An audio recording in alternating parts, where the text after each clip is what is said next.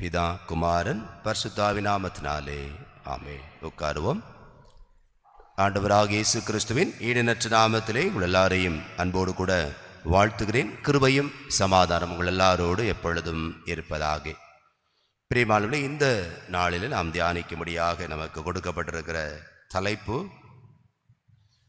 சொல்லுங்க, நோவாவும் 40 நாட்களும் என்கிறதான தலைப்பின் கீழாக நாம் சிந்திக்க இருக்கின்றோம்.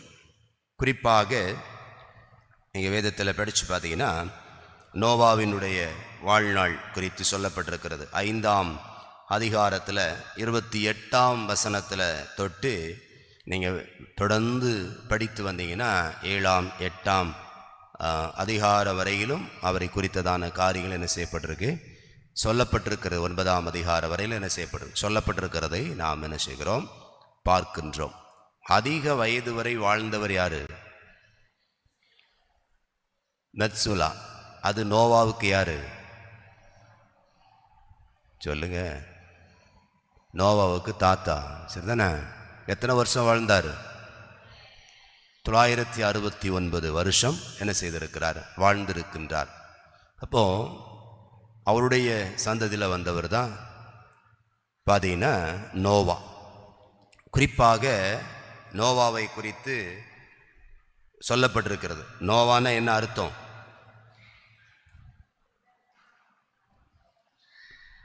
என்னாச்சு?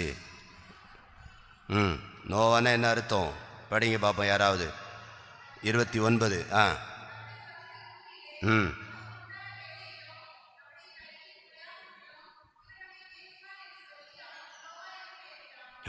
அவன் நம்மை என்ன செய்வான்? தேற்றுவான், ஆறுதல் அளிப்பான் என்பதுதான் நோவா என்பதனுடைய பொருளாக என்ன செய்து இருக்கிறதை நாம் இந்த பகுதியிலேயே பார்க்கிறோம். குறிப்பாக பார்த்தீங்கன்னா மெத்சுலா வாழ்ந்த காலத்திலேயே பூமி எப்படி தான் இருந்திருக்கு? எப்படி தான் இருந்திருக்கு சொல்லுங்க?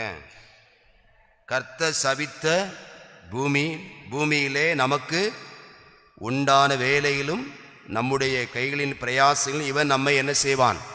தேற்றுவான் என்று சொல்லப்பட்டிருக்கு. அப்போ அதற்கு முன்றியே பல்வேறு விதமான தேற்றல் அற்ற சூழல் என்ன செய்யப்பட்டிருக்கிறது, காணப்பட்டிருக்கிறது. மக்கள் குறிப்பாக பார்த்தீங்கன்னா லாமேக்கு, மெத்சுலா அவங்களுடைய வாழ்நாள் காலத்திலேயே பூமி என்னதான் இருந்திருக்கு, மிகுதியான பாவத்துக்குள்ளாகவும் அக்கிரமத்திற்குள்ளாகவும் இருக்கிறதை நாம் அந்த வேத பகுதியின் வழியாக என்ன செய்கின்றோம், பார்க்கிறோம். அந்த வேத பகுதி நமக்கு தெளிவாக சொல்லித் தருகிறதை பார்க்கிறோம். இப்போ நீங்கள் 6ஆம் அதிகாரத்தை படித்து பார்த்தீங்கன்னா தொடக்கத்திலேயே அங்கே சொல்லப்பட்டிருக்கிற காரியம், மனுஷர் பூமி மேல் பெருக துவங்கி அவர்கள் குமாரத்திகள் பிறந்தபோது தேவ குமாரர்கள் என்ன செய்தார்கள் போட்டிருக்கு. பூமியிலே வந்து மனுஷ குமாரத்திகளை திருமணம் செய்து கொண்டார்கள் என்று சொல்லப்பட்டிருக்கு. வானத்திலே இருந்து தள்ளப்பட்டவர்கள் இந்த பூமிக்கு வந்து என்ன செய்தார்கள், பூமியில் இருந்த குமாரத்திகளை திருமணம் செய்தார்கள். ஆகினால அவர்கள் மூலமாக பிறந்தவர்கள் தான் யாரு? ராட்சதர்கள், சரிதானே? அவர்கள் அடவாடியாக ரொம்ப தாங்கள் நினைத்ததை செய்கிறவர்களாக, ஏன்னா மற்ற எல்லாரை காட்டிலும் அவங்க எப்படி இருந்தாங்கன்னு போட்டிருக்கு. எப்படி இருந்தாங்கன்னு போட்டிருக்கு. படிங்க 4ஆம் வசனம் படிங்க. 6:4.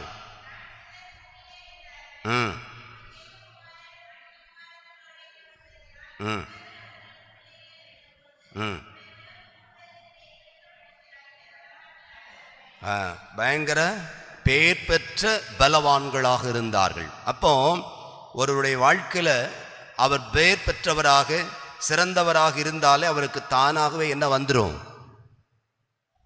என்ன வந்துடும், பெருமை வந்துடுங்க. அவருடைய வாழ்க்கையில் நாங்கள் எதை வேணாலும் சாதிப்போம் என்கிற எண்ண ஓட்டம் அவர்களுக்குள்ளாக வந்ததுனால அக்கிரமத்தை மிகுதியாக செய்ய ஆரம்பித்தார்கள். பூமியில் சீர்கேடுகளை கட்டவிழ்த்து விட்டு பூமி முழுவதும் கர்த்தருக்கு முன்பாக எப்படி காணப்பட்டதுங்க, எப்படி போட்டிருக்கு, சீர்கெட்டதாக இருந்தது என்று வேதம் சொல்லுகிறதை பார்க்கிறோம். இந்த முழு உலகத்தையும் பார்க்கும்போது ஆண்டவர் என்ன செய்தாரா, மனஸ்தாபப்பட்டார். அதிலும் குறிப்பாக எதற்காக மனஸ்தாபப்பட்டார்னு போட்டிருக்கு? மனுஷனை என்ன செய்ததுக்காக? உண்டாக்கியதற்காக அவர் என்ன செய்தாரா? அங்கே போராடப்பட்டிருக்கு. ஆகினால் சொல்றாரு, நான் மனுஷனோடு என்ன செய்கிறதில்ல, போராடுகிறதில்ல. அவன் வாழ போற காலம் எவ்வளவு? நிறைய நேரங்களில் அவர் வாழப்போகிற காலம் 120 அப்படின்னு போட்டிருக்கு. நோவாவிடத்துல பேழையை கட்ட சொல்லும்போது நோவாவுக்கு வயசு எத்தனை சொல்லுங்க? எத்தனை? சந்தேகமா இருக்கோ? 500. அப்படிதானே இல்லையா? அப்படிதானே இல்லையா? பிரியமானவர்களே, அப்போ கட்டுவதற்கு சொல்லுகிறாரு. இப்போ வெள்ளம் எப்போ வந்தது? வெள்ளம் எப்போ வந்துச்சு? அவருக்கு 600 வயசா இருக்கும்போது என்ன செஞ்சது? அப்போ அந்த பேழையை கட்டி எழுப்புவது என்னல்ல, லேசானது அல்ல. சரிதானா? அவ்வளோ நீண்ட நெடிய காலம் அதை என்ன செய்திருக்கிறார்? கட்டி எழுப்பி இருக்கிறார். அது கப்பலும் கிடையாது, போட்டும் கிடையாது. அது என்னது? பேழை, ஒரு பெட்டகம், ஒரு பெட்டி. அதற்கு துடுப்பு கிடையாது, சுக்கான் கிடையாது. என்ன செய்ய முடியாது? அதை எங்கேயும் நங்கூரம் போட்டு நிப்பாட்டவும் என்ன செய்ய முடியாது. அது ஒரு பாதுகாப்பு பெட்டகம் போல என்ன செய்யப்பட்டது? வைக்கப்பட்டது, உருவாக்கப்பட்டதை நாம் என்ன செய்கிறோம்? பார்க்கின்றோம். ஏனென்றால் மனிதன் இனி நான் அவனுக்கு நாள் குறித்து விட்டேன், அவன் இந்த உலகத்தை விட்டு என்ன செய்ய போறான்? முழுமையாக அகற்றப் போகிறேன் என்பதை ஆண்டவர் அறிந்தவராக மனுஷனோடு அவர் திரும்ப என்ன செய்யல? போராடல. அவர் என்னதான் பட்டாரு? மனஸ்தாபம் பட்டார். ஏனென்றால் நம்ம படித்தோம், புதன்கிழமையில சொன்னேன், எசேக்கியேல் 18:32 பிற்பகுதியில் படிச்சிங்கன்னா, சாகுறவனுடைய சாவை விரும்பாதவர் நம்முடைய ஆண்டவர். யாரும் அழிந்து விட வேண்டும் என்பது அவருடைய விருப்பம் அல்ல. யோவான் 10ஆம் அதிகாரத்தில் பார்த்தீங்கன்னா சொல்லப்பட்டிருக்கிறது, திருடன் திருடவும் கொல்லவும் அழிக்கவுமே வருகிறான் என்று வேறு ஒன்றுக்கு வரான், நானோ அவர்கள் ஜீவன் உண்டாயிருக்கவும் அந்த ஜீவன் பரிபூரணப்படவும் இந்த உலகத்துக்கு என்ன செய்தேன்? வந்தேன் என்று சொல்கிறார். அப்போ ஆண்டவர் யாரையும் அழித்து விட வேண்டும், அவருடைய வாழ்க்கையை முடித்து விட வேண்டும் என்று விரும்புகிறவர் அல்லவே அல்ல. அப்படி என்றால் அப்படிப்பட்ட ஆண்டவரையே இந்த பூமியை அழிக்கும்படியாக செய்த அளவிற்கு மனிதனுடைய சீர்கேடு இருந்ததென்றால் எவ்வளவு பெரிதாக இருந்திருக்கும். யோசித்து பாருங்கள். ஆண்டவர் உலகத்தில் யாரையுமே அழிக்கவில்லை என்று, அழிக்கக்கூடாது என்ற எண்ணம் கொண்டவர், எல்லா உயிர்களுக்கும் பாதுகாப்பை ஜீவனை கொடுத்தவர். ஆனால் அப்படிப்பட்ட ஆண்டவரையே என்ன செய்துட்டாங்க? தூண்டி பாவ பழக்கம் அதிகமாக ஆண்டவர் திரும்ப திரும்ப சொல்றார். நீங்கள் படித்து பார்த்தீங்கன்னா, நீங்கள் வேதத்தில் படித்து பார்த்தீங்கன்னா சொல்லப்பட்டிருக்கு. 5ஆம் வசனம் பாருங்க.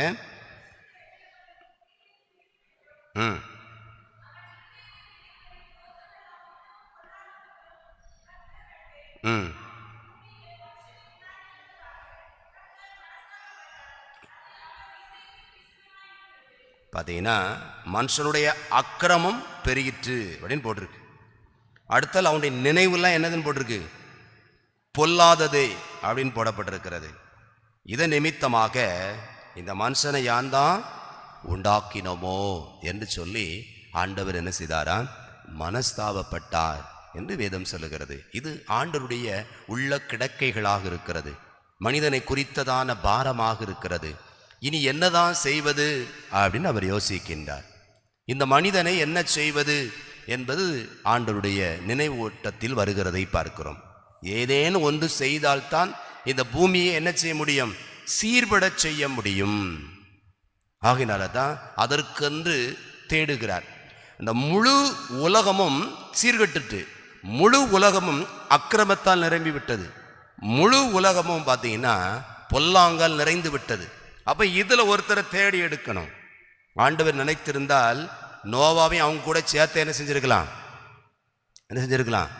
ஆமாம். ஏனென்றால் நல்லோருக்கும் சொல்லுங்க, தீயோருக்கும் நல்லோருக்கும் என்ன நடக்கும்னு போட்டிருக்கு பைபிளில். ஒரு போல தான் சம்பவிக்கும். நல்லோர் மேலேயும் மழை பெய்யும், தீயோர் மேலே என்ன செய்யும்? மழை பெய்யும் அப்படின்னு ஆண்டவர் முடித்திருக்கலாம். இங்கே தான் ஆண்டவர் அத்தனை திரள் மக்களுக்குள் தேடுகின்றார். அதில் தான் ஒரு மனிதனை கண்டுபிடிக்கின்றார். அவர் தான் நம்ம பார்த்த மாதிரி 8வது வசனம் படிங்க.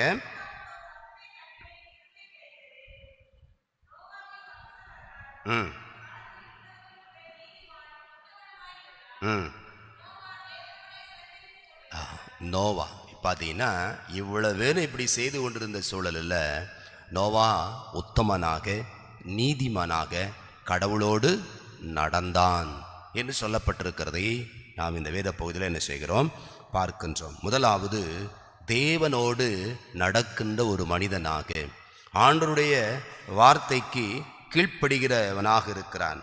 அங்கே வேதம் தெளிவாக நமக்கு சொல்லுகிறது, அவன் உத்தமன், நீதிமான், கடவுளோடு சஞ்சரித்தவன். இந்த பழக்க வழக்கம் யாரிடமிருந்து இவருக்கு வந்திருக்கணும் சொல்லுங்க? சொல்லுங்க. அவருடைய தாத்தா காலத்திலே என்ன செய்யும், அதிக ஆயுசோடு வாழ்ந்தது அவர் தாத்தா தான், சரிதானே? அவருக்கு அடுத்து லாமேக்கு தேவனை நினைத்து கொண்டு இருந்ததுனால தான் அவருக்கு நோவான் பெயரிட்டு இருக்கிறார். அப்போ தேவ பக்தி உள்ள குடும்பங்களாக இவர்களுடைய குடும்பம் என்ன செய்திருக்கிறது, இருந்திருக்கிறது. ஆகையினால தான் நோவா அதை உள்வாங்கி கொண்டு வாழ்க்கையில தேவனுக்கு உகந்தவனாக என்ன செய்தாங்க, அவன் நடக்கிறதை என்ன செய்கிறதை பார்க்கிறோம். நடக்கிறதுனா என்ன அர்த்தம்? ஆண்டுடைய வார்த்தைக்கு என்ன செய்தான், கீழ்ப்படிந்தான் முதலாவது. இரண்டாவது பார்த்தீங்கன்னா ஆண்டுடைய வார்த்தையை விசுவாசித்தான். மூன்றாவது பார்த்தீங்கன்னா தான் ஒரு நீதிமானாக திகழ்ந்தான். வாழ்க்கையில் ஆண்டவர் எதிர்பார்க்கிற எதிர்பார்ப்பெல்லாம் அதுவாகத்தான் இருக்கிறது. வேதம் சொல்லுகிறது, முதலாவது அவருடைய ராஜ்யத்தையும் அவருடைய நீதியையும் என்ன செய்யுங்க, தேடுங்கள் என்று வேதம் சொல்லுகிறதை பார்க்கிறோம். இங்கே நோவா கடவுளோடு நடந்தான் என்று சொல்லப்பட்டிருக்கிறதே, அவருக்கு கீழ்ப்படிந்தான், அவருடைய வார்த்தையை என்ன செய்தாங்க, விசுவாசித்தான். அதோடு கூட அதனை ஏற்றவனாக நீதிமானாக என்ன செய்தான், வாழ்ந்தான் என்று பார்க்கிறோம். இது தேவ பார்வையில் இந்த மனிதன் தான் கரெக்ட், நாம் இவனைத்தான் என்ன செய்யணும், தேர்ந்தெடுக்க வேண்டும் என்று சொல்லி அவனை ஆண்டவர் என்ன செய்தாருங்க, தன்னோடு கூட அவர் எடுத்துக்கொள்கிறதை நம்ம இந்த பகுதியில் பார்க்கிறோம். நீங்கள் ஏனென்றால் நோவாவை குறித்து இவன் என்ன செய்வான், நம்ம என்ன செய்வான், தேற்றுவான் என்று வேதம் சொல்லப்பட்டிருக்கிறது. அந்த வார்த்தைக்கு ஏற்ப முழு பூமியும் அழிக்கப்பட்டாலும் இந்த பூமி காக்கப்படுவதற்கு ஒரு மனிதனாக திகழ்ந்தவர் தான் யாருங்க, நோவா. அதைத்தான் இந்த பகுதி மிக தெளிவாக நமக்கு என்ன செய்து சொல்லித் தருகிறதை பார்க்கின்றோம். இவர் நம்முடைய வாழ்க்கையில் தன்னுடைய வாழ்க்கையின் வழி நம்ம கற்றுத்தருகிற காரியம், ஆண்டவர் மேலே விசுவாசம் கொண்டால், ஆண்டவருடைய வார்த்தைக்கு கீழ்ப்படிந்தால், அவருடைய நீதியை நிறைவேற்றினால், இந்த இனி நமக்கு எதுக்காக நமக்கு வருங்காலத்தில் வைக்கப்பட்டிருக்கிற பொல்லாங்குக்கு தப்பி நித்திய ஜீவனுக்குள் நாம் செல்ல முடியும் என்பதற்கு ஒரு முன் அடையாளமாக யார் இருக்கிறார், நோவா இருக்கின்றார். பிரியமானவர்களே, இன்றைக்கு ஆண்டுடைய சமூகத்திலே கடந்து வந்திருக்கின்ற நாம் கர்த்தருடைய வார்த்தைக்கு எவ்வளவு தூரம் கீழ்ப்படுகின்றோம். வேதம் அதைத்தான் நம்மிடத்தில் எதிர்பார்க்கிறது. தாவீது அரசன், அவருக்கு முன்பாக சவுல் மிகப்பெரிய அரசனாக இருந்தான். 40 ஆண்டு காலம் இஸ்ரவேலை ஆட்சி புரிந்திருக்கிறான். ஆனால் அவன்கிட்ட ஒரே ஒரு காரியத்தை ஆண்டவர் சொன்னார். என்ன சொன்னார், அமிலேக்கர் நாம் எகிப்தில் வரும்போது நம்முடைய ஜனத்தை மறித்தான், அவளை எல்லாம் நிற்கரகம் பண்ணிவிடு, அழித்து விடு அப்படின்னு சொல்கிறார். ஆனால் அவன் என்ன பண்ணிட்டான், சரி என்று ஏற்றுக்கொண்டு போனவன் எல்லா காரியத்தையும் அழிச்சிட்டேன் அப்படின்னு சொல்கிறான். சாமுவேல் கேட்குறாரு, என் காற்றுல என்ன விழுது, ஆடு மாடு சத்தெல்லாம் விழுதப்பா, அது என்னதுன்னு கேட்குறாரு. நான் இல்லை, ஜனங்கள் தான் என்ன செஞ்சுருக்காங்க, கடவுளுக்கு பலி செலுத்தும்படி. அப்போ தான் ஆண்டவர் சொல்கிறார், அங்கே சொல்கிறார், நீங்கள் 1 சாமுவேல் 15ஆம் அதிகாரம் 22ஆம் வசனம் எடுத்து படிச்சிங்கன்னா சொல்லப்பட்டிருக்கு. யாரா படிங்க பார்ப்போம். அதற்கு சாமுவேல் கர்த்தருடைய சத்தத்துக்கு கீழ்ப்படுகிறதை பார்க்கிலும் சர்வாங்க தகனங்களும் பலிகளும் தேவனுக்கு பிரியமா இருக்குமோ. திறந்து படி. கீழ்ப்படிதலும் செவி கொடுத்தலும் உத்தமம். கீழ்ப்படிதலும் செவி கொடுத்தலும் என்னதுங்க, ஆண்டுடைய பார்வையில் உத்தமமாக இருக்கிறது. ஏன் அழிக்கணும், எதுக்கு அழிக்கணும், அதெல்லாம் கேள்வியே கிடையாது. ஆண்டுடைய வார்த்தைக்கு அவ்வாறு கீழ்ப்படியாமல் போனதுனால அரசாட்சியை இழந்து போனான். இங்கே ஆண்டுடைய வார்த்தைக்கு கீழ்ப்படிந்ததினால் இந்த முழு உலகமும் காக்கப்படுவதற்கு ஒரு மனிதனாக என்ன செய்யப்பட்டாங்க, தேர்ந்தெடுக்கப்பட்டான். நோவா எவ்வளவு வருஷம் வாழ்ந்தாரு? 950 வருஷம். அவங்க தாத்தாவிலிருந்து ஒரு 19 வருஷம் தான் என்ன செஞ்சிருக்கிறாரு, குறைவாக இருந்திருக்கிறார். கிட்டத்தட்ட அவருடைய காலத்தில் ஜலப்பிரளயம் வரும்போது அவருக்கு 600 வயசு. அதற்கு பின்பாக எவ்வளோ நாள் வாழ்ந்திருக்காரு? 350 வருஷம் வாழ்ந்திருக்கிறார். கர்த்தரோடு நடந்தவருடைய வாழ்வு மேன்மை அடைகிறதை நாம் இந்த பகுதியில் என்ன செய்கிறோம், பார்க்கின்றோம். அடுத்து படிங்க, ஆதியாகமம் 6ஆம் அதிகாரம் 22ஆம் வசனம் படிங்க.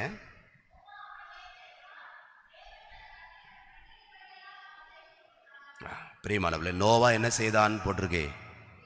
கர்த்தர் கட்டளையிட்டபடிலாம் செய்தான்.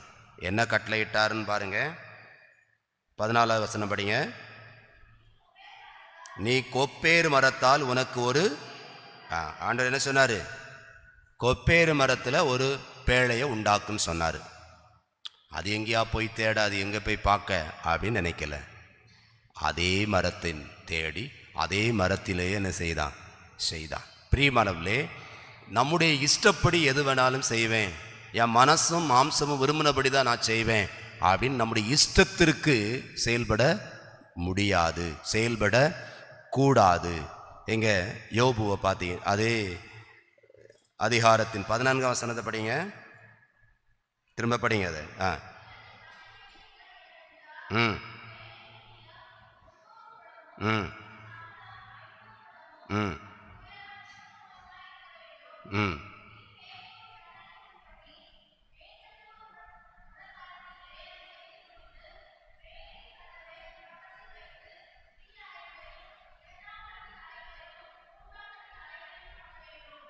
ஆண்டவர் சொல்லார் பாருங்க, எவ்வளவு அளவுலாம் சொல்லிட்டாரு. எவ்வளவு அளவு போட்டிருக்கு? நீளம் 300 முழம் அப்படின்னா அடியில் எப்படி எவ்வளோ வரும்? சரி, வீட்டில் போய் செல்ஃபோனில் தட்டி பாருங்க, அழகாக வந்துடும். சரிதானா? முழம் ஜானு எல்லாத்துக்கும் வந்துடும். 437 அடி நீளம். யோசித்து பாருங்க. நம்முடைய ஆலயம் எவ்வளோ நீளம் தெரியுமா? நம்முடைய ஆலயம் எவ்வளோ நீளம் தெரியுமாண்ணே? ஆல்டர்லேருந்து மண்டபம் வரைக்கும். சரி, நாங்கள் நாளைக்கு அளந்துட்டு என்ன செய்தோம் சொல்லுதோங்க மாதிரி நீங்கள் பார்க்குறீங்க. சரிதானே? எப்படி பார்த்தாலும் சுமார் எப்படி இருக்கும், ஒரு 100 பெரிய ஆட்களும் யோசிக்கல. உள்ளறை மட்டும் எத்தனை இருக்குது? இந்த உள்கூடு மட்டும் எவ்வளவு சொல்லுங்கள் பார்ப்போம். வேறு ஒன்றும் இல்லைங்க, அந்த மேலே இருக்கிற பீமை எண்ணுங்க, உங்களுக்கு அவ்வளோதான் அடி அளவும். சரிதானா? சுமார் எப்படி ஒரு கிட்டத்தட்ட என்ன இருக்கும், 100-120 அடி மேலே இருக்கும், 140 அடிக்கிட்ட என்ன செய்யும் இருக்கும். இப்போ 437 அடி இமேஜின் பண்ணி பாருங்க, யோசிச்சு பாருங்க. அப்போ எவ்வளவு நீளமாக இருந்திருக்குன்னு யோசித்து பாருங்க. அதனுடைய உயரம் எவ்வளோ, அகலம் எவ்வளோ போட்டிருக்கு? 73 அடி அகலம். அடுத்தால பார்த்தீங்கன்னா உயரம் எவ்வளோ போட்டிருக்கு? 44 அடி. அப்போது அதை பாருங்கள், எவ்வளோ பிரம்மாண்டமாக அதை செய்தால் இருக்கும். இது சாதாரண வேலை இல்லைங்க. இப்போ அப்படி இல்லை, எல்லாம் நீங்கள் அச்சில் போட்டிங்கனாலும் என்ன செஞ்சிடும், கடைஞ்சி வெளியே வந்துடும். என்னென்ன டிசைன் கம்ப்யூட்டரில் கொடுக்குறோமோ அதற்கேற்ற மிஷினில் அந்த பலகையை கொடுத்தாச்சுன்னா போதும், உடனே என்ன செஞ்சுருந்துடும், அடுத்த பக்கம் என்ன டிசைன் கொடுத்தோமோ டிசைனில் வெளியே வந்துடும். இப்போ அவ்வளோ அட்வான்ஸ்ட் ஆயிடுச்சு. அந்த காலத்தில் அப்படி அல்ல. அப்போ இது ஒரு மனிதனாக என்ன செய்ய முடியாது, செய்திருக்க முடியாது. இது பெரிய வேலைங்க, சாதாரணமான வேலை அல்ல. அதனால தான் இயேசு கிறிஸ்து சொல்லும்போது சொல்லுகிறாரு, தன் வாழ்நாட்களிலே சீஷர்களை அனுப்புகிறாரு, 2 பேராக அனுப்புகிறாரு, 70 பேரை தெரிந்து கொள்ளுகிறாரு. அவங்கெல்லாம் ஒவ்வொரு இடமா போகிறாங்க. போகும்போது சொல்லுகிறாரு, நீங்கள் இந்த காலத்துக்குள்ளே என்ன செய்ய முடியாது, சுவிசேஷத்தை என்ன செய்ய முடியாது, பிரசங்கிக்க முடியாது அப்படின்னு சொல்கிறாரு. நீங்கள் லூக்கா 24ஆம் அதிகாரம் 47வது வசனத்தில் படித்து பார்த்தீங்கன்னா சொல்லப்பட்டிருக்கிறது. படிங்க பார்ப்போம். பாவ மன்னிப்பும் எருசலேம் தொடங்கி சகல தேசத்தாருக்கும் அவருடைய நாமத்தினாலே பிரசங்கிக்கப்பட வேண்டியதும் இதற்கு நீங்கள் என்ன செய்தீங்க? சாட்சிகளாக இருக்கிறீங்க. பிரியமானவர்களே, அன்றைக்கு அவ்வுலகத்தை பாதுகாப்பதற்காக மிகப்பெரிய வேலையை செய்தார் நோவா. இன்றைக்கு நீங்களும் நானும் பாவ பிடியில் பிடிபட்டிருக்கிற மக்களை, அவர்களை விடுவிப்பதற்காக மாபெரும் வேலை. சாதாரண ஒரு வேலை இல்லை. சுமார் 800 கோடி பேர் உலகில் இருக்கின்றார்கள். அவர்களில் சுமார் 237 கோடி பேர் தான் கிறிஸ்தவர்களாக இருக்கிறார்கள். மீதமுள்ளவர்களெல்லாம் இன்னும் இயேசுவை என்ன செய்யாது இருக்கிறாங்க, அறியாமல் திரளாக இருக்கிறார்கள். அப்போ கிறிஸ்துவினுடைய சுவிசேஷம், இது பேழை ஒரு பாதுகாப்பு பெட்டகம். இது போட்டும் கிடையாது, இது கப்பலும் கிடையாது. என்னது? ஒரு பாதுகாப்பு பெட்டகம்.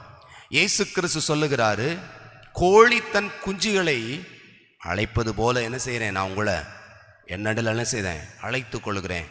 உனக்கு கிடைத்த இந்த நாளிலாவது என்ன செய், சமாதானத்துக்கு ஏற்றவளை பார்ன்னு சொல்லி எருசலேமை பார்த்து ஆண்டவர் சொல்லுகிறதை பார்க்கிறோம். இன்றைக்கு நீங்களும் நானும் ஆண்டவர் மிகப்பெரிய வேலையை கொடுத்திருக்கிறார். சாதாரணமான வேலை இல்லைங்க. அன்றைக்கு நோவா அந்த வேலையை ஒரு நபராக செய்யவில்லை. அவருக்கு எத்தனை பிள்ளைகள் சொல்லுங்களேன்? 3 மகன் இருந்திருக்கிறாங்க. மருமகள் என்ன செய்தாங்க? துணைவியார். அப்போ இவர்கள் தான், எப்போ ஆண்டவர் இப்படி சொல்லியிருக்காரு, இந்த மரம் இந்த ஊரில் இருக்குது, இந்த ஏரியாவில் இருக்குது, இந்த இடத்துல இருக்குது, அதெல்லாம் நம்ம என்ன செய்யணும், கொண்டு வரணும். அப்போ தான் ஆண்டவர் சொன்னது 500 வயசு, 500வது வயதில் கட்டி முடித்தது எவ்வளவு? அப்போ எவ்வளவு காலம் எடுத்திருக்கு பாருங்க. இவ்வளவு காலம் எடுத்து ஆண்டுடைய பணியை செய்திருக்கிறார்கள். இன்றைக்கி நிறைய பேர் சொல்கிற காரியம், நம்ம ஜெபம் பண்ணி என்ன நடக்க போதுங்க, நாம் பிரசங்கம் பண்ணி எத்தனை பேர் மாறுவாங்க அப்படின்னு நினைக்கிறோம். இல்லைங்க, நாம் நினைத்து கொண்டிருக்கிறோம், எந்த மாநிலத்தில், எந்த இடத்தில் மதமாற்று தடை சட்டம், எந்த இடத்தில் நிறைய தடைகள் இருக்கிறதோ அந்தந்த மாநிலங்களில் தான் அநேகர் இயேசு கிறிஸ்துவை என்ன செய்து கொண்டு இருக்கிறார்கள், ஏற்றுக்கொண்டு கடவுளுண்டையிலே வந்து கொண்டிருக்கிறார்கள். அன்றைக்கு முழு உலகையும் பாதுகாப்பதற்கு ஆண்டவர் சொல்லியிருக்கலாம், இந்த 8 பேரை மட்டும் காப்பாற்றிட்டு மிருகங்களெல்லாம் என்ன செஞ்சுருக்கலாம், அழிச்சிருக்கலாம். அழிச்சிட்டு, ஏன்னா அவர் உண்டாக போகுது. ஆனால் பிரியமானவர்களே, ஆண்டவர் முழு உலகையும் யார் கையில் கொடுத்தாரு? நம்ம படிக்கிறோம், ஆதியாகமம் 2ஆம் அதிகாரம் 15ஆம் வசனத்தில் படிங்க. 2:15, தேவனாகி கர்த்தர் மனுஷனை வந்து அது பண்படுத்தவும் காக்கவும் வைத்தார். அப்போ இந்த உலகம் காக்கப்படுவது நம்மால் தான். மனிதன் கையில் தான் அந்த பொறுப்பை கொடுத்திருக்கிறார். அந்த பொறுப்பை உணர்த்துகிற வகையில்தான் அங்கே பேழைக்குள்ளே நோவாவோடு மிருக ஜீவன்களை என்ன செய்கிறாருங்க, பாதுகாக்கும்படி அறிவுறுத்துகிறதை நாம் பார்க்கிறோம். அப்போ இம்முழு உலகத்திற்கான பாதுகாப்பு, முழு உலகத்திற்கான மீட்பு, முழு உலகத்திற்கான ரட்சிப்பு யார் மூலமாக தான் வரணுங்க? ஆண்டவர் இயேசு கிறிஸ்துவின் மூலமாய். அவர் நம்மை கருவியாக வைத்திருக்கிறார். அவர் என்ன சொல்லுகிறாரோ அதை தான் நம்முடைய வாழ்க்கையில் என்ன செய்யணும், செய்ய அழைக்கப்படுகிறோம். இந்த பெரிய வேலையை மிக சிரமமாக அவர்கள் செய்கிறதை என்ன செய்கிறோம், பார்க்கின்றோம். பார்த்தீங்கன்னா அந்த முழு குடும்பமாக இணைந்து அந்த காரியத்தை என்ன செய்தாங்க, செய்கின்றார்கள். ஆதியாகமம் 7:16 வசனம் படிங்க.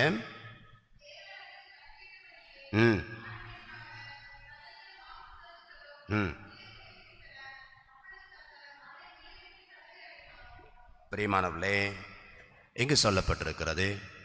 எப்படியா ஒவ்வொரு மிருகத்தையா பிடிச்சு கொண்டு வந்திருப்பாங்க? இல்லைங்க, அவர் சொல்ல ஆகும், கட்டளை நிற்கும். ஆண்டவர் மிருகங்கள் எல்லாம் அந்த பேழைக்குள்ளே போ அப்படின்னா என்ன செய்தாகும், போகும். எல்லாம் போயிடுச்சுங்க, எல்லாம் போயிட்டு அவர் பிரதானமான வேலையை முடித்து விட்டார். எல்லாம் போயிட்டே இருக்கிறது, எல்லாம் அதில் ஏறிக்கொண்டே இருக்கிறது. ஆனால் அவர் கட்டளையிட்ட எல்லாத்தையும் செய்து முடிச்சிட்டாரு. அடுத்து நீங்கள் படித்து பார்த்தீங்கன்னா 7:1 திரும்ப படிங்க.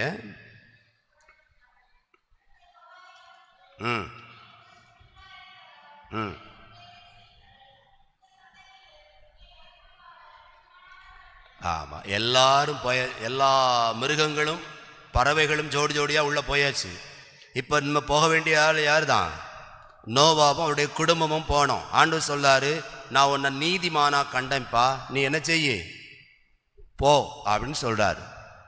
ஆனாலும் நீதிமானாகிய நோவா என்ன செய்தான்னு சொல்லி நம்ம வாசிக்க கேட்ட நிறுவ பகுதியில் வாசித்தோம். வாசி கேட்டீங்க. 2 பேதுரு 2ஆம் அதிகாரம் 2 பேதுரு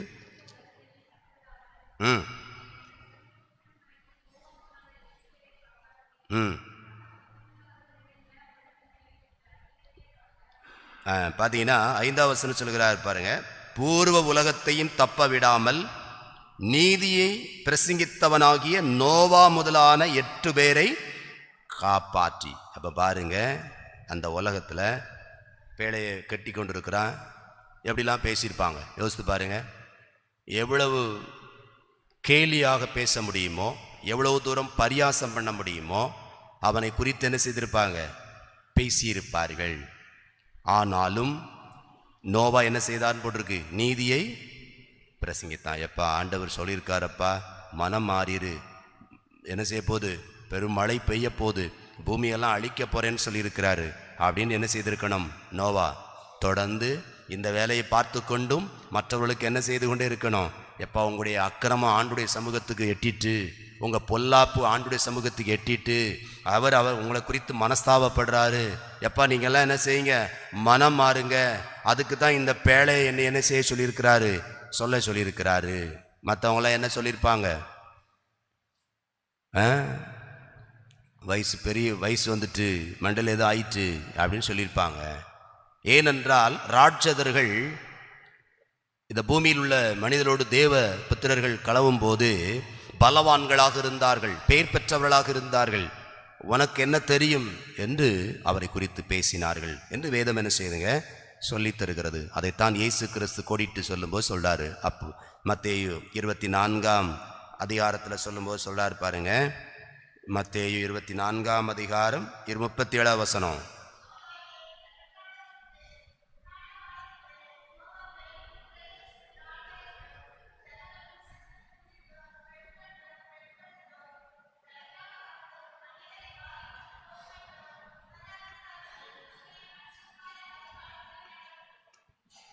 என்ன போட்டிருக்குங்க, மனுஷகுமாரன் அடுக்கும்போது என்ன செய்யுமா, காலத்தில் என்ன செய்யும், அப்படியே நடக்கும்.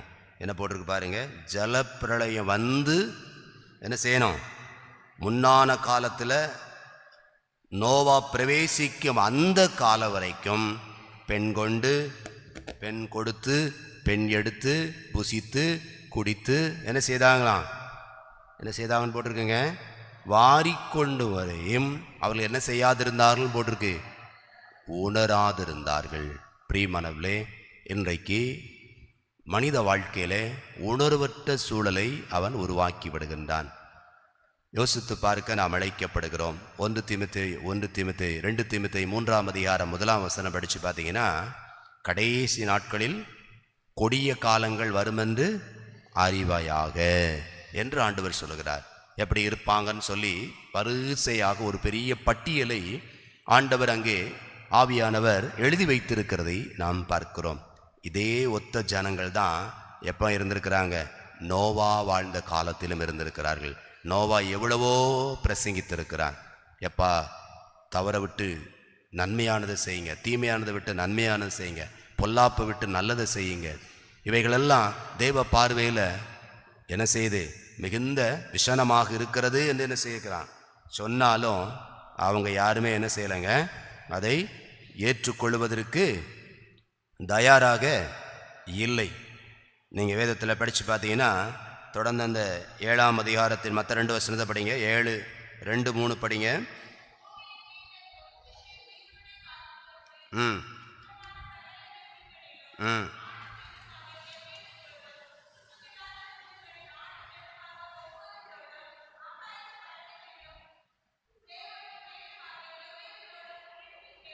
சேர்த்துக்கொள், எல்லாம் சேர்த்துக்கொள்ள சொன்னால் எல்லாம் தானாகவே என்ன செய்யுது, பேழைக்குள்ளே என்ன செய்யுது, ஆண்டவர் கட்டளையிட்டபடி போயிட்டுருக்கு. ஆனால் மனுஷன் மாத்திரம் என்ன செய்ய மாட்டேங்கான், ஐயோ உம்மை வேலையை பாரு, இன்றைக்கும் பாருங்க, இதோ சீக்கிரமாய் வருகிறேன், அவனவனுக்கு அளிக்கும் பலன் என்னோடு கூட வருகிறது அப்படின்னு சொன்னால் நம்மை பார்த்து சிரிக்கிறவர்கள் மிகுதியாக இருக்கிறார்கள், வேடிக்கையாக பார்க்கிறவர்கள் மிகுதியாக இருக்கிறார்கள்.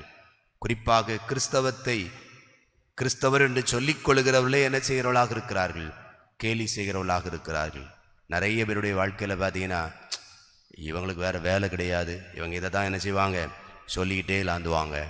கேட்டால் பயமுறுத்துவதற்காக இயேசு வரப்போகிறாரு, அக்கினை தளிர்வார், இப்படி சொல்லுவார்கள் என்று அநேகர் பரியாசம் பண்ணுகிறவர்கள் இன்றைக்கும் இவ்வுலகில் காணப்படுகிறதை நாம் என்ன செய்கிறோம், பார்க்கிறோம். காரணம் என்னவென்றால் உணராதிருத்தல். அதனால தான் சங்கீதக்காரன் தன்னோட ஆண்டவரத்தை கேட்கும்போது என்ன சொல்கிறாருங்க, படிங்க பாப்பா யாராவது வருத்து. 51ஆம் சங்கீதம் 51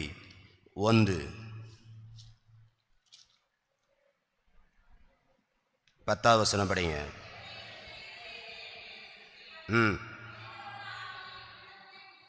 என் உள்ளத்தில் என்ன செய்யும், 6வது வசனம் படிங்க.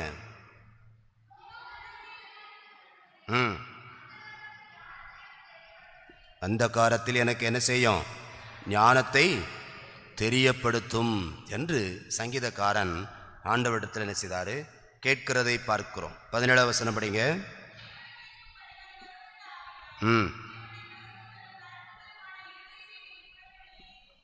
நொறுங்கொண்டதும் நறுங்கொண்டதுமான இருதயத்தை என்ன செய்ய மாட்டாரா, புறக்கணியாத தேவன். இதற்காக நோவா எவ்வளவோ பிரயாசம் எடுத்தோம், அவனால் என்ன செய்ய முடியலைங்க. அவன் மன வருத்தம் நிறைந்தவனாகத்தான் என்ன செய்திருக்கணும், போயிட்டுருக்கணும். தன் பிள்ளைகளை ஆனால் எப்படி வளர்த்துருக்குறான், அவங்க பிள்ளைகளை என்ன செஞ்சுருக்கலாம், எங்கள் அப்பாவுக்கு வேறு வேலை கிடையாது, அவர் என்ன பண்ணிட்டு நடக்காரு, வயசாகி போச்சு, இந்த வயசில் என்னத்தை செஞ்சிட்டு இருக்கிறாருன்னு அவங்க பிள்ளைகள் என்ன செய்யலை, எங்கே போட்டிருக்காங்க அப்படின்னா அவங்க என்ன செஞ்சுருக்க மாட்டாங்க, வேலைக்குள்ளே வந்திருக்க மாட்டாங்க. அப்போ அவருடைய அந்த பொல்லாத உலகத்தில், சீர்கெட்ட உலகத்தில் தன் பிள்ளையும் எப்படி வளர்த்திருக்கிறார் நோவா, நல்ல ஞானமுள்ள பிள்ளைகளாக, கர்த்தருக்கு பயப்படுகிற பிள்ளைகளாக, கர்த்தருக்கு கீழ்ப்படுகிற பிள்ளைகளாக, கர்த்தருடைய பாதுகாப்புக்குள் வருகிற பிள்ளைகளாக என்ன செய்திருக்கிறார்கள், வளர்த்திருக்கிறார். அதுதாங்க நமக்கு வெளிப்படுத்தி காண்பிக்கிறது. அதனால தான் சொல்லப்பட்டிருக்கு, பேழையில் நோவாவும் அவளோட சேர்ந்த 8 பேர் தான் என்ன செய்தாங்கன்னு போட்டிருக்கு, பிரவேசித்து இருக்கிறார்கள். அவங்களுடைய பிள்ளைகளாக, குறிப்பாக மனைவிகளாக இருக்கலாம், அவர்களும் என்ன செய்திருக்கிறார்கள், தன் மாமனார் சொன்ன வார்த்தைக்கு என்ன செய்திருக்கிறாரு, கர்த்தர் சொல்லியிருக்கிறார் ஐயான்னு சொல்லி என்ன பண்ணியிருக்கிறாங்க, அவர்களும் கண்டிருக்காங்க. ஆனால் இதே நோவாவுடைய உடன்பிறப்புகள் இருந்திருப்பாங்க, உறவுகள் இருந்திருப்பாங்க, அதே போல் பெண்ணுடைய உறவுகள் இருந்திருப்பாங்க, அவங்களாம் என்ன செய்யலை, செவி கொடுக்கலை. 8 பேர் மாத்திரம்தான் என்ன செய்திருக்கிறாங்க.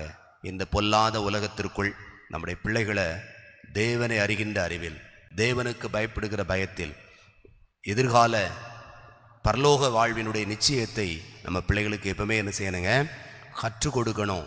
கற்றுக் கொடுக்க நாம் அழைக்கப்படுகிறோம். நோவா நீதியை மற்றவங்களுக்கு பிரசங்கிக்கலை, தன் பிள்ளைகளுக்கும் அதை என்ன செய்தான், சொல்லிக் கொடுத்தான். ஆண்டவர் அநீதி நிமித்தம் வேதனைப்படுகிறார், பொல்லாப்பு நிமித்தம் வேதனைப்படுகிறார், சீர்கேடு நிமித்தம் வேதனைப்படுகிறார், பரியாசத்து நிமித்தம் வேதனைப்படுகிறார். மனிதன் உணராத தன்மையை குறித்து அவர் என்ன செய்கிறாரு, வேதனைப்படுகிறார் என்று தன் பிள்ளைகளுக்கு சொல்லிக் கொடுத்ததுனால தான் தகப்பனோடு இணைந்து அந்த பெரிய வேலையை செய்து அவர்களும் அவருடைய குடும்பமும் என்ன செய்யப்பட்டது, காக்கப்பட்டது. எவ்வளவுதான் பிரசங்கித்தாலும் இன்றைக்கு யோசித்து பாருங்கள், இயேசு நல்லவரியா, அவரை ஏற்றுக்கொள்ளுங்க, இயேசுதான் பாவத்திலிருந்து விடுவிக்கிறவர், அவரை ஏற்றுக்கொள்ளுங்க அப்படின்னு சொன்னாலும், இயேசு கிறிஸ்துவை அறிந்திருக்கிற நாம் நல்ல ஆலயத்துக்கு வாங்க, இந்த லெந்தனு நாட்களில் வேதத்தை நல்லா படிங்க, அவனுடைய சமூகத்தில் ஜெபிங்க, காத்திருங்க, உங்களுடைய தனிப்பட்ட வாழ்வை ஆய்ந்து தேவ சமூகத்தில் ஒப்பு கொடுங்க அப்படின்னு பல காரியங்களை சொன்னாலும் நிறைய பேருக்கு எதுவாக தெரியுது, அது அந்நிய காரியமாக தெரியுது.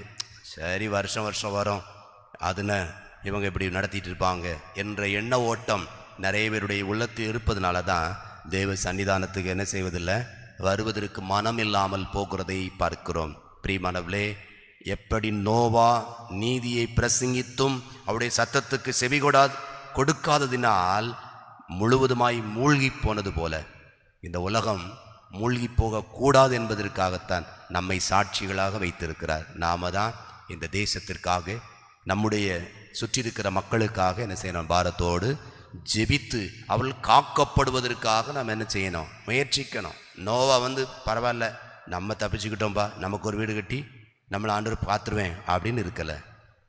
தன்னை பரிகாசம் பண்ணினாலும், தனக்கு எதிரடையாக பேசினாலும், எதிரடையாக செயல்பட்டாலும் பொறுமையாக இருந்து தேவ நீதியை நிறைவேற்றுவதில், தேவ கட்டளையை நிறைவேற்றுவதில் அவன் தன்னை அர்ப்பணித்தான். நீங்களும் நானும் எவ்வாறு இருக்கின்றோம்?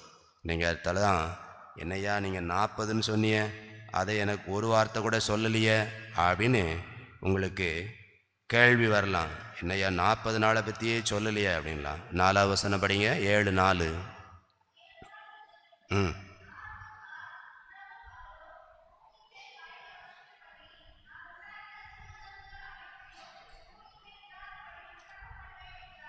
16வது வசனம்.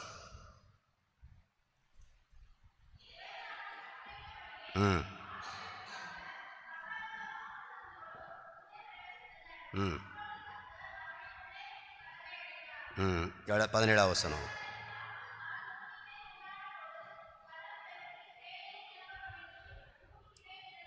அது பூமியின் மேல் பிளந்தது. இத்தனை காலங்களையும் அவன் சொல்லியும் ஒருத்தர் இல்லை. ஆனால் அவன் சொன்னபடியே 40 நாள் பூமியில் என்ன செய்துங்க? மழை பொழிந்தது. மழை அத்தனை பெரிய பெட்டகம் தண்ணியில் மிதக்கணும்னா யோசித்து பாருங்க, எவ்வளவு தண்ணி வந்திருக்கும். கடைசியில் அரராத் என்கிற மலையின் உயரத்தில் போய் என்ன செய்தது? தங்கியது என்று பார்க்கிறோம். பிரியமானவர்களே, இன்றைக்கு ஆண்டுடைய சமூகத்தில் கூடி வந்திருக்கிற நாம் இந்த 40 நாட்களை சிறப்பு நாட்களாக ஆசரிக்கிறோமே, நம்மை நிதானித்து பார்க்க அழைக்கப்படுகிறோம். இதுவரையிலும் கடவுளோடு நடந்து கொண்டிருக்கிறோமா? இல்லை என்றால் கடவுளுடைய வார்த்தைக்கு நாம் தொடர்ந்து கீழ்ப்படிந்து கொண்டிருக்கிறோமா? கடவுளுடைய வார்த்தை மற்றவர்களுக்கு பிரசங்கித்து கிறிஸ்துவின் மகத்துவத்தை சொல்லிக் கொண்டிருக்கிறோமா என்பதை சிந்தித்து பார்ப்போம் என்றால் நாமும் நம்மோடுள்ள ஒரு கூட்ட மக்களையும் ஆண்டவருக்கு ஆதாயப்படுத்த முடியும். அப்படிப்பட்ட பேரரக்கத்தையும் பேராற்றலை என்ன செய்வார்? ஆண்டவர் நமக்கு தந்தரளி நம்மை நடத்துவாராக. ஆமென்.